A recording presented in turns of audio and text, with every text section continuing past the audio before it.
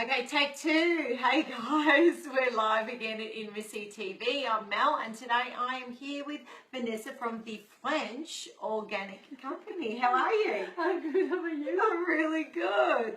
Now, well, funnily enough, she was interviewing us not long ago, and ironically, it turns out to be a very similar topic. We were talking about confidence, and now we're going to talk about self-love, and they're actually quite interlinked. So tell us a little bit about yourself and your business and when you got started with the French Organic Company. Well, I got started.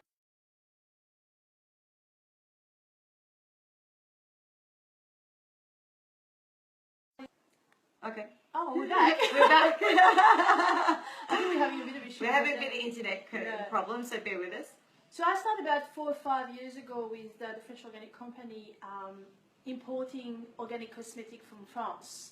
Originally, this is what it is, but I really find it very quickly that that wasn't actually aligned with my belief, basically. Okay. So I completely changed the whole. Well, it's not that I changed it, but basically I just really look for the cosmetic now who are clean, organic, and all of that sort of thing. So that's basically where I'm at the moment. I'm very much against the greenwashing marketing. I'm very much against all of this. This is actually really bad me. It is my big thing. Oh, because a majority of products that are in the shops today have got so many fillers put in them. Absolutely. And we don't realise that one of the things that we teach is, did you know that what you're putting on your skin is possibly what's keeping you fat? Absolutely. And a lot of women would never know that. So that's not just your skincare and your hair care to makeup too, because it takes 3 seconds to go into the bloodstream, and sometimes it's not what you're putting in your mouth, it's what you're putting on your skin too, and it's just as effective. Oh, exactly, absolutely. And I found that there's like a lot of brand out there, and I always said I don't have a problem as such with conventional brand. Yeah. It is what it is, and organic makeup or organic cosmetic is not for everyone, fair enough. Yeah. But at least it's those conventional brands who pretend or kind of, because they want the ride of the pie, the piece of pie of the organic trend, they're kind of making the whole, we are green as well, and mislead the consumer, and that is not okay, and that really bugs me. So I really noticed that by doing all my research, further research as well, then what actually, the really good cosmetic, I call the one who actually are made by people who are very engaged in what they do. They're passionate about how to make it really clean. They obviously always think of the impact they have on the environment as well. Yeah, the impact on the environment is important. Absolutely as well, because as you said, most of the conventional cosmetic have fillers in it, which is full of silicone or petroleum or whatever, who goes to the landfill when you wash it off from your hair, for example. So that is really thing. And I actually noticed, from being obviously cosmetic from France, because that's what I import, I noticed actually those people go back to the tradition of making those cosmetics. Back in the day, before we had all that technology to really make more gunk. Exactly, and add more nasties in it, and more chemical and synthetic chemical. It's all back of, as we say, donner le temps au temps in French, which is giving the time to make things properly and slowly, and so you get really the good stuff, And it just, because now it's about how fast can we produce things and get them out, instead of actually looking at how can we make this more sustainable from start to finish? Because that's the thing, I think with a lot of people are missing, that maybe the ingredients may come across as organic, but how is it actually being put together? Because you're just talking about ingredients, so is it from start to finish actually quite organic? Yes. And this is, the whole greenwashing, my girlfriend goes on about it, Dominique. She's always going on about the greenwashing, and in addition to that, also the whole, what the percentage is to get the label of organic. It doesn't have to be all organic to get the label to say it's organic. It's only actually quite a small percentage that you have to prove. And then you slap a label going, this is organic, and it's a crock of shit. Yeah, absolutely. Well, you have, for example, some certification, organic certification, for example, will authorized in the ingredient list, like benzyl alcohol, which is also have very controversial health issue. Yeah. But yet it is authorized to be in the formula of a certified organic product. So, you know, makes you think basically then we, you know, and it's always in the name of beauty, always in the name of, you know, more it's money. A big industry. Always a big industry. Oh my God. Okay, so this beauty industry, I get quite fascinated with just how much of a big industry it is. And I know that now they're trying to finally, they're trying to clean it up a little bit with some of the products that are coming in from overseas. And they're doing that here and I think in America at the moment.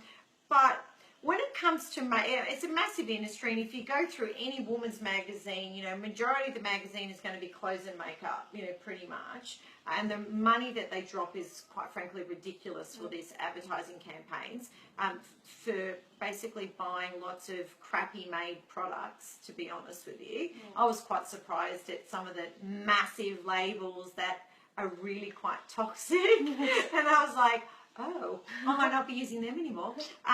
But when you're putting, you know, bad stuff on your skin, or you're putting these large labels that come across as beautiful and magnificent because they market on emotional, not rational.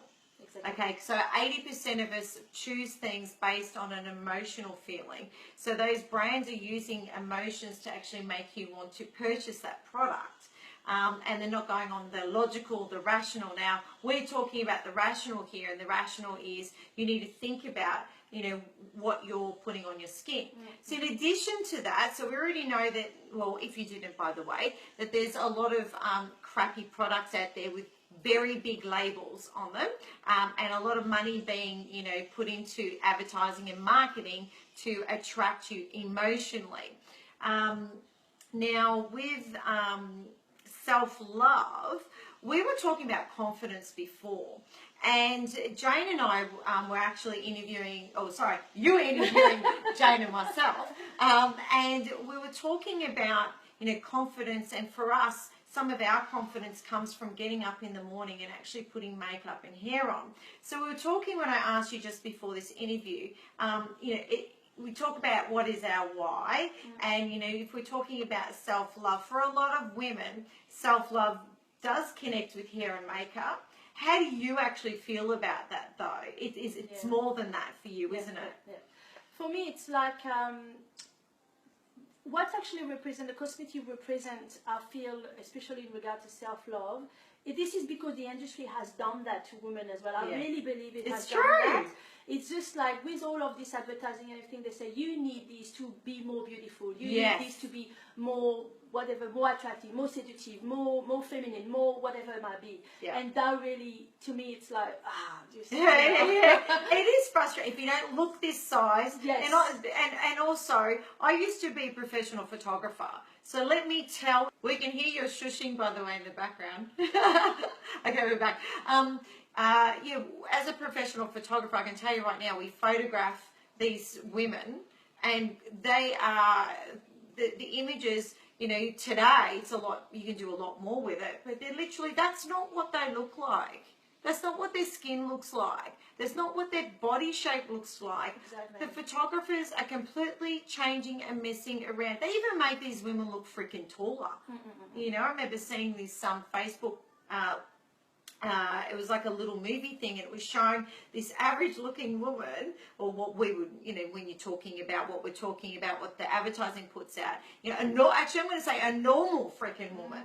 Right, and they had her there, and they were doing this photo shoot, and then they showed what they did afterwards, you know, apart from the hair extensions and a bit of makeup, but they stretched her out and slimmed this out, and she looked completely freaking different, you know. And so we've really got this warped perception of what beauty is, because the advertising industry, you know, is saying that if you don't look a certain way, I mean, we've got cultures, specifically Asian cultures, that they go and get surgeries done on their nose and their eyelids to get jobs. They want to look more Western, and if they look more Western, they're more likely to get a job. And that's quite sad. Very. So, you know, so we're talking about the fact that you know, we're taught that you should look a certain way, but it's more than that, isn't it? It's more than that, exactly. What I feel is like, for example, first of all, when you're talking about, you know, those brand and those cosmetic will promise you a glowing skin. They will promise you all of this sort of thing. But what I really believe is, first of all, is it's what you put in. And we said it's really, I mean, again, French women do actually they really put a lot of thought to what they eat. Yes, they do. And because they want pleasure, number one, but they also think of... Pleasure number one! That's what we're all about here! Exactly. And number one is like, we want something that's pleasurable and obviously eat and really enjoy what we're eating, but we're also putting some thought of it. It's like how making sure that it's healthy for us. Yes. Therefore, we also get you know, you put in, you get out, basically. So if you put good things like good food inside your body, you will get a good skin. No doubt about this. Yeah. You know, it's just like, so that's, I think, the first cosmetic to look into, I believe, really strongly about that. And then, of course, the rest of it, but all of this brand thing promising you that you will have no wrinkles or all of those sort of things, it's just bullshit. I mean, I've seen my face airbrushed out, so with no wrinkles, and it looks weird. Yes. I actually said, can you put my smile lines from around my eyes back in there, because that's me. Yeah. Yeah. There's no life into a face like this. You want to have those little smiley wrinkles, and you want to have this because that's what makes you. And all of those so-called flaws and imperfection are really the thing who makes the person. You know, and that's why. So it's more than skin deep, is what we're saying. Yes, exactly. And then, of course, it's very pleasurable to use some lovely cosmetics, especially when you know they're safe and they smell good and they make you feel good and all of that sort of thing. But it has to be, for me, more like as a thing that I want to do for myself rather than something that I need to do to be one of, you know, like, it's just, to me, I just love the texture, I love the smell, I love all of this sort of thing. With makeup, for example, I love wearing makeup, but I love not feeling it. Oh, so that's the key for me, and certainly not having hips on it because I just don't like it. But for me, I know when I have a makeup and I know my skin is breathing and I'm not feeling it, I don't feel, you know, sometimes you wear makeups and then after a couple of hours you say, I need to wash my face off. Yes. You know? Yeah, it's like caked on. Exactly. It's the concrete that's on the skin. And you feel that if you smile, something is going to crack.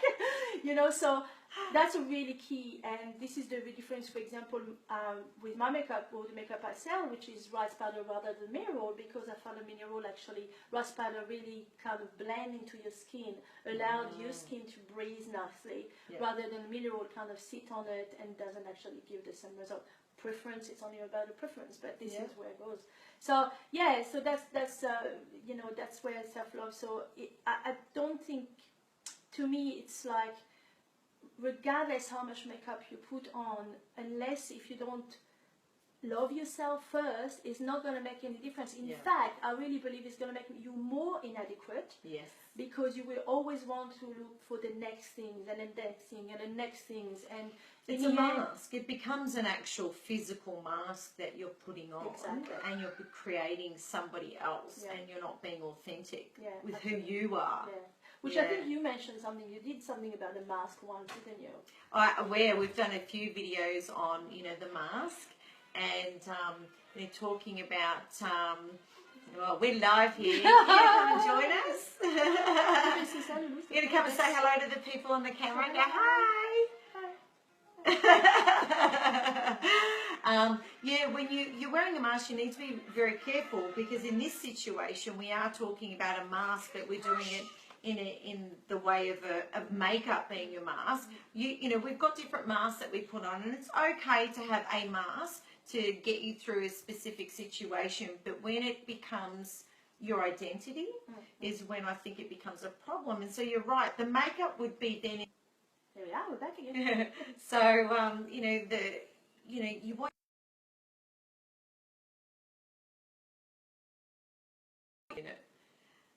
Okay, sorry about the connection, guys. So you want, you know, this to be an enhancement and not an actual mask. And I think it's about it. So you're right, you know, it's got to come from within first, and then this is just something that just enhances the real you, the authentic you, and you've got to love.